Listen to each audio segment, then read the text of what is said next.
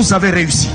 Que vous avez un beau pays, un pays très puissant, un pays qui peut jouer un rôle énorme au sein de l'Afrique et du monde. Et je vous fais le serment que d'ici la fin de mon mandat, vous allez voir un Congo nouveau, un Congo fort, un Congo puissant et prospère, un Congo qui va parler de l'Afrique à travers le monde entier.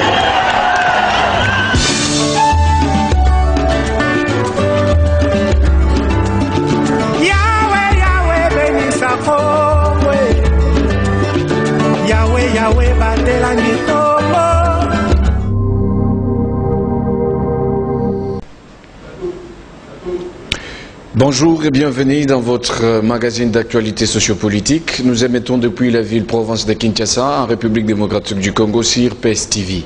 Sans plus tarder, votre première rubrique consacrée au Flash Info. Le chef de l'État, Félix Antoine Tshisekedi, vient de donner le feu vert pour la reprise des activités académiques et scolaires sur l'étendue du territoire national. La reprise qui est bel et bien fixée, c'est 22 février 2021. L'annonce faite par le vice-premier ministre Gilbert Kankonde. Passons à ce qui concerne les transports. Le ministre des Transports a reçu 330 bis et leurs clés de contact. Cette cérémonie s'est déroulée en présence de quelques autorités, notamment le président de la République démocratique du Congo, M. Félix Antoine Tshisekedi Tshilombo, qui a rendu ses rêves une réalité. Et puis parlons aussi de la présidence de M. Didier Chiyoyo, qui a été nommé par une ordonnance présidentielle au représentant du chef de l'État Félix Antoine Tshisekedi Tshilombo au comité national du 9e ONG de la francophonie ce dimanche 13 février 2021 à Kinshasa. Passons plus précisément dans la province du Katanga. La ville de Lubumbashi a été attaquée ce dimanche 14 février 2021 par le Maïmaï Katakatanga. Signalons que malgré ces assauts, le FARDC et la police nationale congolaise ont été à la hauteur et ont bien réussi à maîtriser la situation. C'est aujourd'hui le 15 février 2021 que l'Union pour la démocratie et le progrès social UDPS va commémorer le 39e anniversaire. Sur ce, une messe d'action de grâce est organisée, d'où le président Haï, l'honorable Jean-Marc Kabunda, s'est prononcé en faisant un discours tout à fait spectaculaire. Signalons aussi qu'il y a le procès de 100 jours qui va se réouvrir, la réouverture du procès 100 jours qui va ouvrir encore ses portes aujourd'hui à la prison centrale de Makala, où M. Jean Sami Djamal et Vital Kamerhe, l'ancien chef de cabinet du président de la République démocratique du Congo, vont comparaître tout en étant malades. J'ai dit bonjour à tous ceux qui nous sont bel et bien fidèles et qui sont déjà devant leur petit écran pour suivre ces magazines. Nous retournons sur ce plateau. Je reçois, comme prévu et annoncé dans notre numéro de la fois passée, M. Alain Moubenga Lopeya. Bonjour. Bonjour, monsieur le journaliste. Je pense que vous êtes en forme. Très en forme et très à l'aise. Merci d'être encore venu sur ce plateau pour décrypter avec nous ensemble. Je pense qu'on va parler avec vous tout autour de notre thématique phare avec laquelle nous marchons depuis un bout de temps. 4 ans après la mort d'Etienne Tshisekedi Mulumba, le docteur en droit qui a prôné pour l'état de droit et les slogans du peuple d'abord. Et aujourd'hui, après sa mort, l'UDPS, ils ont fêté 39 ans. Il y a anniversaire depuis existence. Je tiens à signaler que ce magazine est bien bilingue, français tout comme lingala, vu le point phare. Il y a actualité au Tozaï Nayango, Tozo sepela bongo qui ensemble na banamboka nyonso baïba kola nabiso liboso bitando ike na invité nabiso OPA Alain Moubenga tomeka konimbola yango penda na le côté à lingala poete banamboka nyonso balanda biso malam. 4 ans après liwa ya papa Etienne Tshisekedi, les lois IDP se ont fêté 39 ans. Il y a anniversaire. Souvenir nini o bozana nunango pona le défunt Etienne Tshisekedi.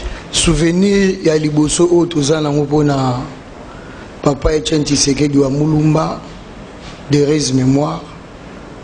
eza lelo tokomona IDPS akokamba mboka o lelo. Donc vous comprenez déjà que vision au père fondateur bazwaka vers les années 82 et c'est réalisé. La carte ya réalisation eza na ba souvenir belé à bien ou toujours retenir la carte ya combat na biso tominaki ou esali que lelo tozana 39 ans ya existence ya vie politique na carte ya République démocratique du Congo. Merci beaucoup OPA to sepeli na lolenge wapi ozali kopesa biso biano na mituna na bisika nyonso pe bana mboka bazali kolanda biso na bandi wana ezali mutuna na biso ya liboso. Maintenant lelo oyo tomoni IDPS azali kofete 39 ans. Est na 39 ans wana bila nini obokoki kopesa na baimboka bakolanda biso selo bitumba o wapi IDPS azaki nango? Bitumba o IDPS abundelaki pendant toutes ces années. Et ça qui premièrement ce boébi par rapport à l'histoire de la République démocratique du Congo, l'histoire politique de la République démocratique du Congo, bon a que UDPS na président naye Etienne Tshisekedi on a marqué le temps par rapport à l'histoire politique ya Mboko. Ce le bito banda depuis 61 titre ya kokoma na 2017 jour où Etienne Tshisekedi arandaki amna na mikila poto. Beaucoup comprendre que la situation surtout politique où les Kanaki Nangongawana, la personne Etienne Tshisekedi a toujours influencé la carrière politique de la République démocratique du Congo. Et là, il faut tout retenir la Combo et que to bandina na obunde la dictature au Mobutu avandi saki to yebisi peuple a longola kobanga peuple a longola ki kobanga et sali que to bundisi Mobutu afdel aye à l'occasion c'est la biso régime dictatorial ya Mobutu to bundisi Afdel to bundisi Joseph Kabila et aujourd'hui bisonyo surtout to komona lolenge nini République démocratique du Congo et kokambama par rapport à la vision au Kondo Etienne Tshisekedi azalaki nango pona République démocratique du Congo yango na biso to koloba Tshisekedi atako ndenge ba koloba ka kufi mais biso to koloba ke bato minene ba kufaka te parce que bazala kaka lelo soko tali makambo ko salima lelo eza vision oye a réfléchir ça qui déjà pour la Congo ezala lobby bon comprendre que par rapport ya batu nyon surtout au bakambi République démocratique du Congo pendant la période de la dictature autobundisi République démocratique du Congo etikala jamais quoi si mais poste il y a deuxième vice-président premier vice-président la poste il y a président de l'Union africaine. Donc tout ça ça prouve déjà que il était un visionnaire, il avait quelque chose de grand où ils allaient katina et ça dit que IDPS lelo toujours pouvoir deuxième vice, premier vice et aujourd'hui Tozo Kamba à travers la République démocratique du Congo, à travers la personne ou IDPS, la République démocratique du Congo a dirigé la politique africaine. Donc pour nous, par rapport il y a bilan et puis par rapport à souvenir, Etienne Tshisekedi à ça les biso réalisation et l'équipe tellement makasi trop. Donc yango to ko bisa peuple congolais Tshisekedi n'est pas parti, Tshisekedi c'est un état d'esprit et l'état d'esprit yango ko mona ke lelo sali République démocratique du Congo lelo à travers son président Tokamba Union africaine. Merci beaucoup Ndeko OPA mwana mboka ozali bongo analyste politique membre ya parti ya IDPS mais na mignonini ba biano wapi ucho pesa biso ya solo IDPS abundaki lelo bozana bokondi kaka na Congo te voire même en Afrique wana ezali combat liboso bobanda bunda pepo bozwa bokondi mais aka pona bokondi te koza pe maye o wapi IDPS azwela kimnikano ya ko sacrifier même bonko ya ba militant ya ko sala ba marche ezaki po te peuple pe et vivre malamu na kati ya mboka mais ce qui totali na réalité tilelo maye tozali komona ola kisate ke penza ba objectif mususu ya IDPS tilelo bozwa ki yango ya liboso bozolo ba le peuple d'abord na éviter peuple d'abord wana zakanje moto ezani ni po peuple akonyo kwama na ngiringiri na bumbu awa 4 jours mai na kurezate na wenze biloko iko matatalo taxe to yebité ba maman ba côté kamanyoko makala mongu bana ba coin ba futa taxe soki 10 fois par jour tozo yebate bilan ya ba ministre na batu na bino ya IDPS ezandenge nini ba uti wa pepe ba oke wapi. Mais avant de répondre ngai nazo senga na régie asunga biso nanu na élément il y a descente sur terrain et puis bah, activité soit réalisation, il y a un ministre en charge de l'économie, Akasia Bandubola, Owapi Amekaki, Kotalisa na bana mboka ya Congo, que koza la ministre de Zaka Kofanda na birote, koza la ministre Zaka Kotambola kana cortège te, mais elle moko kitipe sur terrain, o komona lolenge nini bana mboka bazai konyokwama, lolenge nini makambo zo tambola te. Tolandi élément puis to se retrouver après.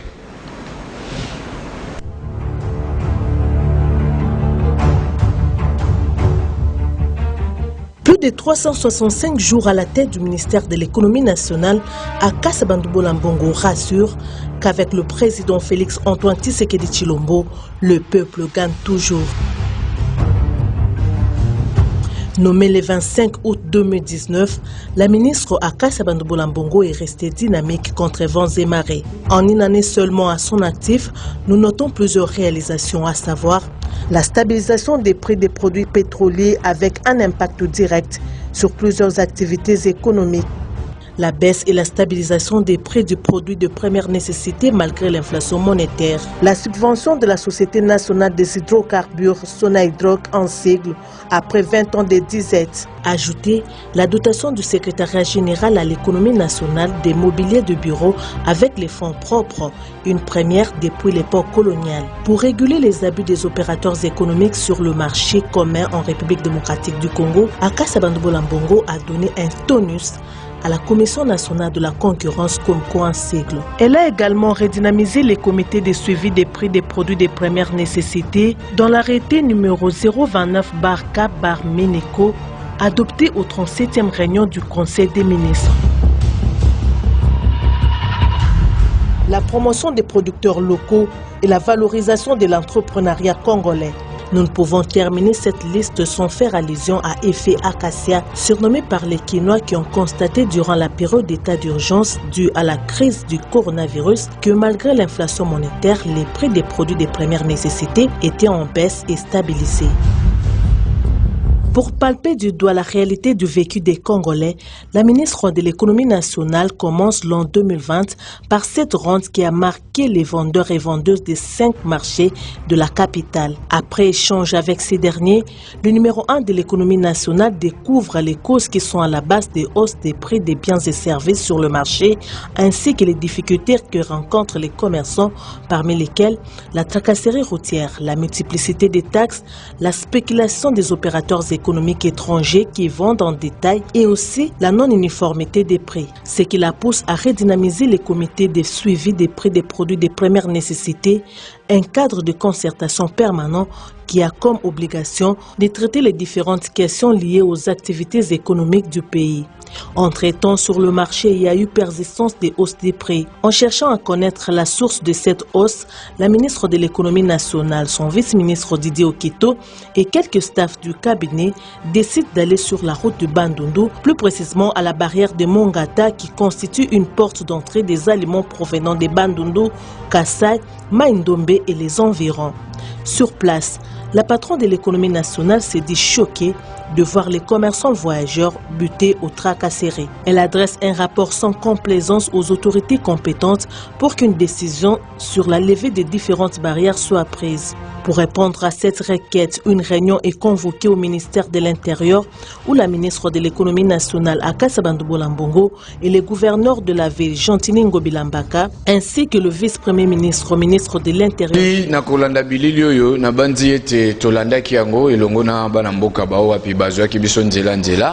Par là, nous avons profité pour nous pesa.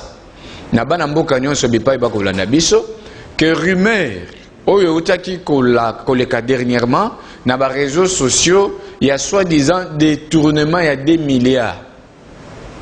Au bazwa kize na yango ministre chargé économie Akassa Bandoubola ezali histoire fondée de toutes pièces. Na lolenge nini magazine kinani tozwa kitan ya kosala ba investigation na boye tozwa ki bosolo na likamboyo tokuti ete ezali eloko moko ezali fondé de toutes pièces juste pour na kobebisa réputation ya mwana mboka Acacia Bandubola. Et comme preuve dossier wana ezali déjà na ba autorité compétente ya justice. Donc la ministre s'est dit d'aller exposer même Batouana niveau ya justice. Tozongi awa avec OPA Mubenga. Le président de la République a vu mokano ya ke bana bazonga na classe niveau de base ou bien niveau élémentaire, voire même na ba université. Maintenant, souci n'angeza ki nanu ya koyeba. Est-ce que tant bazu pena décision ba disposition nyonso et bongami déjà na lolenge sengeli ou bien izana ndengeni? Normalement, lorsque le président de la République avant sa décision, vous savez très bien, il y a une commission qui a été mise en place par rapport à gérer Babiloko et à riposte contre le Covid-19. Il y a eu le docteur Mouyembe, Oyakendaki, Kotali sa président par rapport à l'évolution de la courbe de la maladie, comment est-ce que Basila qui n'a pas stabilisé en haut. Ça veut dire que dès lors que le président de la République a soit qui déjà information et pas d'expert, au Basala qui chargé, et à travers tous ces services, le président de la République, dès lors a eu une décision pour lever certaines mesures comme que Banachik, Bazonga, étudiant Bazonga la classe, ça veut dire que préalable surtout, ils ont déjà bien calculé et ils ont déjà bien arrangé. Il y a un moni, Abimi, Atindi, ministre de l'Intérieur, Asimé, intérim, premier ministre. Pour aller à la décision. Je ne crois pas que le président de la République a des informations suffisantes pour que lobby, la santé à Bananabiso, la santé à Bandegonabiso, la université, ça l'a dérangé en tout cas. Ils ont vraiment responsabilité. Dès lors, le président de la République prend une décision, ça veut dire que Aza conséquent à Marambo, Oyo, y a la décision. Maintenant, à ce qui concerne les bras de fer, Oyo ezali entre IGF, Inspection Générale des Finances, na ministère ya EPST, là je vois Excellence Willy Bakonga.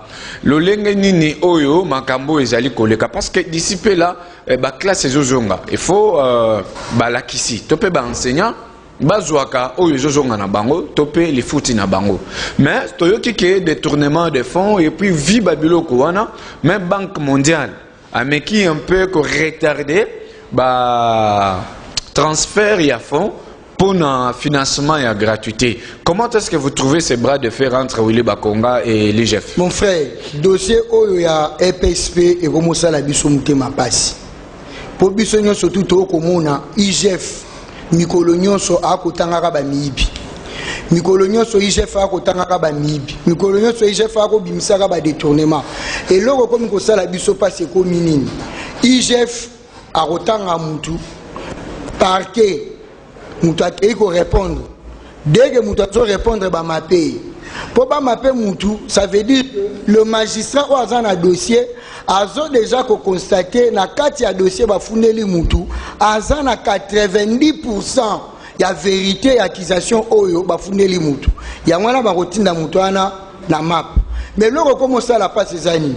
Bah, comme appelle Moutou, yo magistrat soit qui dossier, ou bien que Moutou yo, aza déjà na bendice à culpabilité ou eza aggravante. Bon, zui bon m'appelle, mais lorsque on les regarde 2-3 semaines, Moutou ango azongi na eli sous na musala, Moutou ango bomoni a commis ko circuler librement. Donc comment comprendre? Et comme il ango avanti, bah commence à la biso entre IGF. Dans l'instance judiciaire, Tony, à chaque fois il y a des dossiers. Au bas, des dossiers vrai. Il y a eu des détournements entre Willy Bakonga et Abundi Selibiso gratuité les lots. Mais jusqu'au jour d'aujourd'hui, on a établi vérité dans le dossier. On a en tout cas, pour m'arrêter les mains, toujours que c'est la justice qui élève une nation.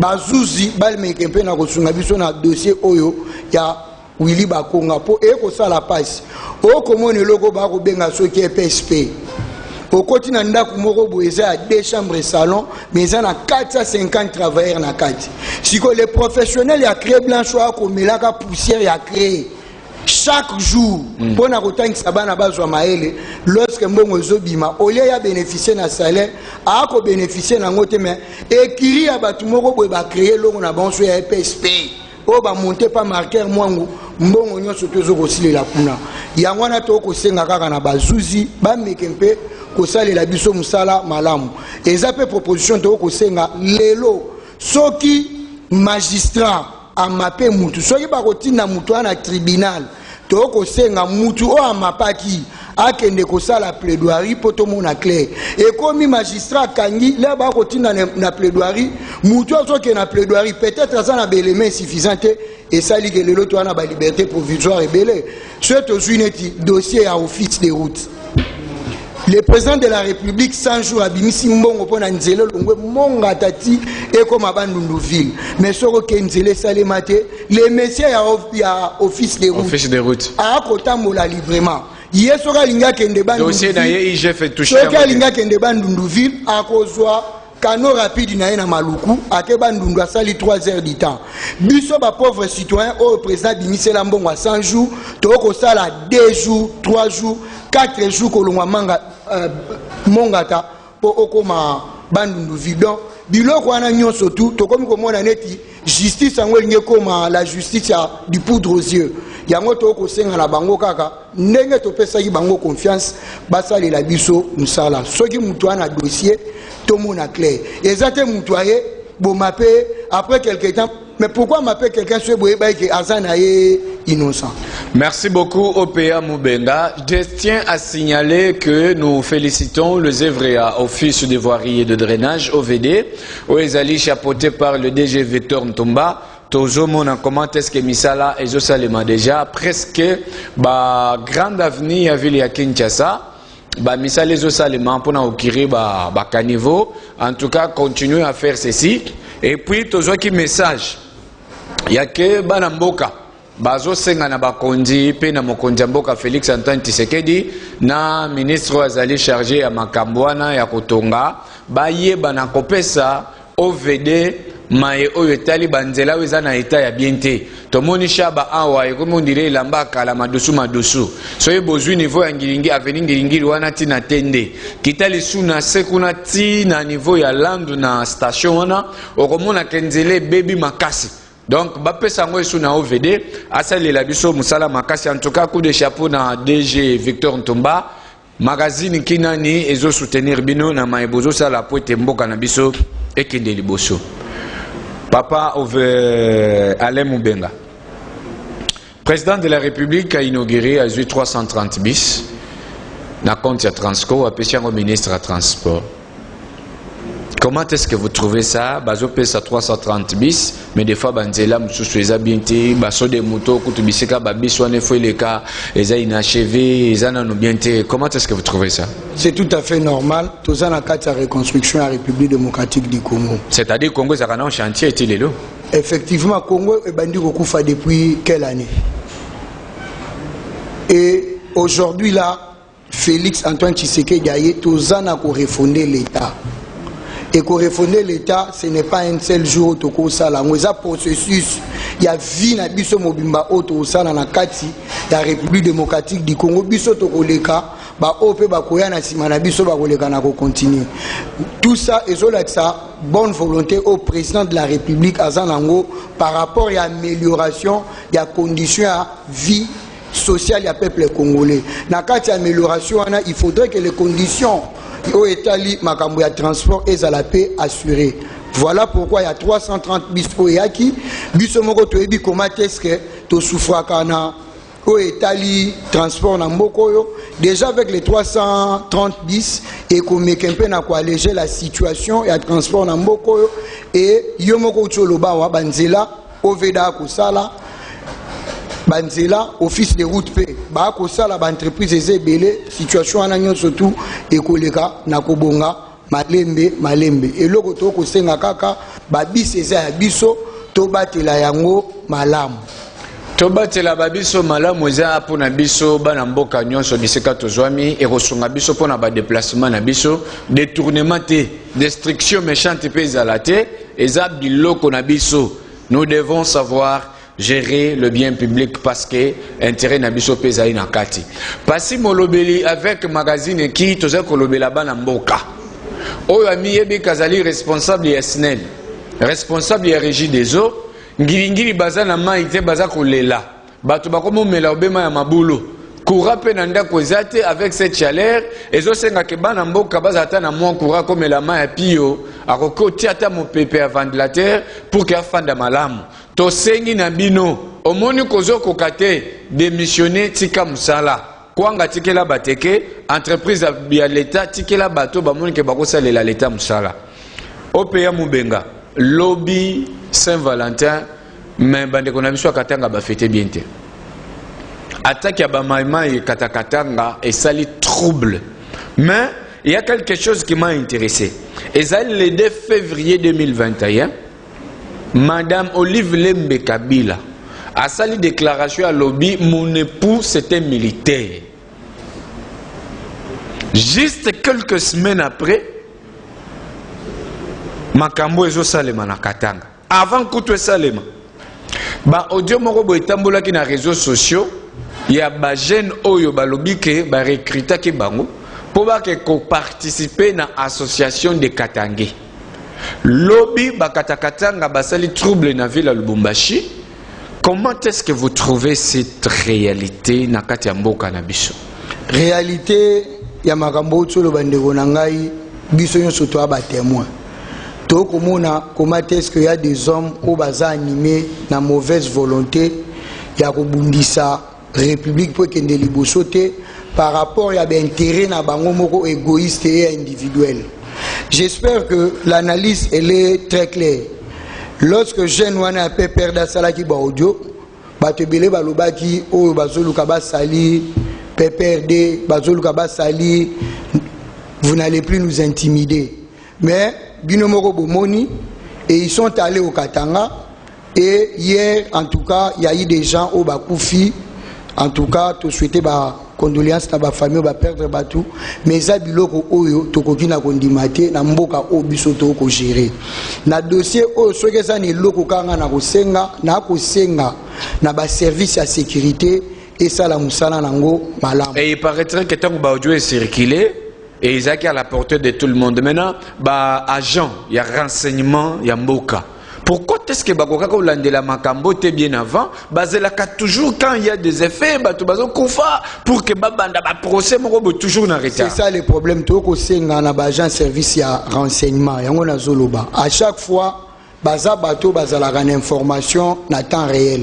Et loko sko to comme ko senga bango, ba mekape ko sunga République. Pour dossier o ya Katanga et comme kende mabe. Et OK mabe, je déonque le pasteur a autre chose à la condamner. C'est comme si il y a une complicité même dans le service de sécurité pour créer des stabilisations au niveau de Katanga. Parce que l'information en avant. Mais au lieu d'anticiper, ils ont laissé la chose. Et ça, pour que maîtriser la situation, tout comme ça la biso passi, mais le retour ça la carte, ça la bango confiance. Le rôle la bango moko ba maîtriser qui réseau ana, de le retour ko senga ba meka ko landela yango ba po ba kende na ko démanteler yango une fois pour toutes les peuples ya Katanga ba meka na ko vanda na kimia république meka na ko avancer. Le Congo reste uni, le Congo ne peut jamais être divisé. Balkanisation en Congo tozo boya. Katanga ni yetu sisi, Katanga ni yetu sisi bote ba Kongomani. Eza biso tout ba Congolais parce que c'est une province de ces pays, la République démocratique du Congo. Ne laissez personne vous intimider. Tu pas côté abino mili momoro boye, il y a que biso photo ça la boto à la boye. Non, je vous parle en tant que votre citoyen compatriote congolais. Botika balkanisation Congo jamais kotika laka kokabwana. Réouverture ya procès 100 jours. Les lots na prison à Makala donc au Pesimboambo à Boyi. Balobi les lots Makala ndezo mata pour tout le kita. Comment est-ce que vous trouvez ces procès na niveau haut aux alliés à deuxième degré? Na niveau haut aux alliés à deuxième degré, on a faut que d'autres surtout sur les agents d'instruction. Donc on a les droits de réserve parce que j'espère très bien que la première instance bisomoro to monaki comment est-ce que bazouzi balagisa ki biso détournement et salemaki na kati ya procès 100 jours. Le rôle là mutunyo soto azalaka na droit la première instance aura limité fois qu'il y a une deuxième instance to souhaiter bango kaka bonne chance mais bayeba ke mbongo wana o bango ba détourna et comment ça la lelo ke baso de mouton pour sila écrit les biso ba problème là fallait qu'on ait encore débourser de l'argent pour bayanango. Donc c'est que moi je fais confiance, c'est ça que notre confiance na bateau yo ba ko gérer poser na deuxième instance ba pe sa biso ka vérité par rapport ya dossier ceux qui ezaki ndeko na biso Kamere azalaki innocent ba kolakisa ngo ceux qui pe ezalaki ke ndeko na biso Kamere aliaki mbongo wana ndenge balakisaki biso la première instance en tout cas ba confirmer les biso kaka sentence ndenge ezali na premier degré deuxième degré pas confirmé comme ça to couper court na dossier à 100 jours. Tout l'andanon phrase ma vie revient à Dieu, je passerai, tandis que la République démocratique du Congo continuera à exister. Compte tenu de mon état de ma santé actuelle, c'est avec plein de foi et d'espoir, par toutes vos prières, que je me présenterai devant le juge. C'est la phrase Ondeko Kamere abimisi lelo na tongo. Ndenga miebaki ke lelo azali boso abazuzi. Comment est-ce que bozo kuta phrase oyo? Est-ce message moko ya mawa yesengo ou bien bokuti yango ndenge? Ndeko na ebiso mutu soka sana bolo kwa kotika la ça jamais message yesengo. Pour bolo ko eza place à passe. Message wana eza mutu akolela. Mais kolela na esel mutu akobikisa ye eza vérité. Vérité ndeko bekisa ye. So que ça kaibaki te vérité et olakisama. So que ça fait que aibaki vérité angwana aibaki akosala nini aotika na bolo. Na moment oyo président de la République na di ancien directeur na Vital Kamere bakenda ki na visite ya baso de mouton côté ya de bonhomme tikuna nase. Ba militant ya IDPS na bana mboka bazaki wana toki baganga ki moyibi. Donc c'est là pour voir réellement que ndeko aibaki ya solo. Papa biso te batolaki siki ndeko aibaki. Mais mingi za ba militant IDPS ne baganga ki jour wana. Ndeko na ngai.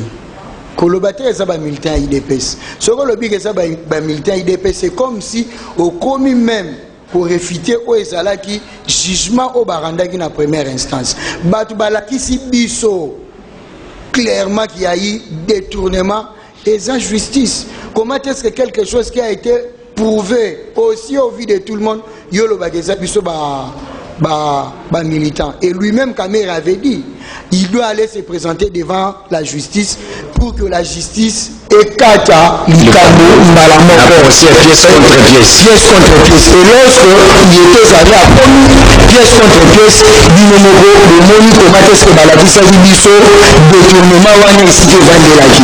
Donc la justice a déjà fait son travail, ni de loin ni de près, le militant de l'IDPS Bakiza Kamere. Et pour ton information, peut-être Kamere, il a été pour nous un allié de taille autoroka qu'on négligeait. Merci. Excusez. Zela n'a pas Zela na kimia. Azalaki allié, c'est-à-dire pour le moment, Azakaso allié na biso. Kamere Azalaki allié de taille na biso. Au moment où tout le monde Batika Kibiso à Genève, lui il a accepté d'avancer avec nous. Et aujourd'hui là, comme il a été notre allié, et l'obagi que ceux qui alliés na Biso à Ibi, Biso to protégé était. Et ça dit que la justice a Sali Makamune, Kamere est en prison. Et aujourd'hui moi je te l'ai dit, Kamere est en prison, le gouvernement Obima, Batu ya INC, Obima na gouvernement. Pour te dire quoi? L'UDPS a un allié d'État Oueza INC. Oueza que est dans le cabinet chef de l'État renommé, Bato INC Barozala. Est dans le gouvernement Obima, Bato INC Barozala. Pour te dire que l'UDPS n'a rien à voir avec Vital Kamere, l'UDPS n'a rien à voir avec l'INC, c'est M. Kamere qui a fait avec la justice congolaise. C'est pour te dire que Tilelo, INC, Azakaka, partenaire privilégié ya IDPS. Nandengo Zoloba, tout le monde logique, c'est comme si vous privilégiez Alliance Nabino na INC. Mais vous jugez bon quand même vous écarter Kamere na scène politique. Alors pour aveugler cela, vous jugez bon, il y a une chose faible, peut-être vous propulser. Papa, on a une analyse. La ville infraction est individuelle. Comment une infraction à Moutoumoko est à Kamere ou la Tsango Yense? Mais c'est lui le leader de l'INC. Non, mon frère, mais leader, s'il a des problèmes, ce n'est pas l'INC qui a le problème. Il faut savoir faire la part des choses. Il était le directeur des cabinets. C'est ce que vous devez comprendre. Tokomi na suka opéa mubenga avant to sukisa nazali na mituna mibale. On répond dans une minute puis tokati toki. Martin Fayulu m'a dit à sa déclaration à lobby, le Congo est dirigé par Paul Kagame. Vrai ou faux? Mon frère, CNPP n'a pas gagné. C'est-à-dire? Ils ont fonctionné. C'est-à-dire? CNPP n'a pas gagné, ils ont fonctionné. C'est-à-dire quoi? Moutoumsou boko monaye azolo ba makambo. Boko kanisa que makambo azolo ba mutwa lo ba mami ebité. Pour moi, je me pose la question de savoir kaka ye moko. Il y a un CNPP bakangité kaka ye moko lobby pantin. Kaka ye moko lobby sokazo dirigé à nommer ba juge. Sokazo dirigé à nommer ba général. Sokazo dirigé à salabo. Biloko wana nyo soto salemi eleki. Étiquette. Les lois et soit beti biso c'est Kagame. Donc mon frère, je vous dis CNPP et Zali ba médecin baza na osenga ba ba mekempe ko sala musala malam. Merci beaucoup. Combien sur 10 présidence il y a Félix Tshisekedi avant gouvernement Sika et Bima? Combien? Sur 10. C'est faux, on peut savoir point. 9,5 sur 10. 9,5 sur 10. Il y a des peuples la Nanzala. Je vous signale que sur ce plateau, Passi Molobeli, avec qui je reçois ce mercredi sur ce plateau, Monsieur Emmanuel Luboya, analyste politique chargé de l'idéologie au sein de l'Union pour la démocratie et le progrès social. Donc, soyez branchés, vous ne serez pas déçus avec ces programmes. Comme déjà dans Souka, il y a une émission Nabiso, OPA Moubenga, le Lobanabino à Souka, Nabana Mboka Nyon Sobazola Nabiso, Bisike Zwami Bango. Liloba Yasuka ya liboso na olobelana nous ba combattant IDPS le 15 février date et anniversaire à création à partir na biso. Je tiens à ko yebisa bango nyo surtout ba place bazali le jour ya méditation to mekana ko méditer total la place to outil place to komi na place to zokende et pour la République démocratique du Congo Mobimba na ko senga kaka biso nyo surtout to appuyer vision à chef de l'État par rapport à union sacrée gouvernement Kobima biso nyo surtout lisu likolo ya lisu biso nyo lisu likolo ya lisu. Vous ne serez pas déçus avec magazine qui bipa union soboza kolanda biso ba numéro na biso ezana sewana oza spécialiste économie ya santé ya politique ingénieur omoni kezotambola bien te na Congo benga biso o tia biso en contact pour que tomeka komanyola momoke na oyo etali mboka ndenge zokende. Comme nous sommes déjà à la fin, je remercie toute l'équipe technique de ce magazine qui m'a accompagné pour que ce magazine soit bel et bien réalisé comme il faut. Je remercie premièrement le président Pierre Nguindou, sans oublier le directeur administratif et chargé des finances, M. Chims. Je remercie aussi mon directeur technique, Guy Memba, qui a été très spécial ce jour. Sans oublier l'ingénieur informaticien Loubaki Henry et les caméraman M. Djamal Papi Kachinde et la secrétaire Madame Abigail. Moi c'est Passi Molobeli, vous et moi le mercredi sur ce plateau pour recevoir M. Emmanuel Luboya, analyste politique chargé de l'idéologie au sein de l'UDPS. Je vous dis au revoir. Pour parler en votre faveur, vous avez réussi. Que vous avez un beau pays, un pays très puissant, un pays qui peut jouer un rôle énorme au sein de l'Afrique et du monde. Et je vous fais le serment que d'ici la fin de mon mandat, vous allez voir un Congo nouveau, un Congo fort.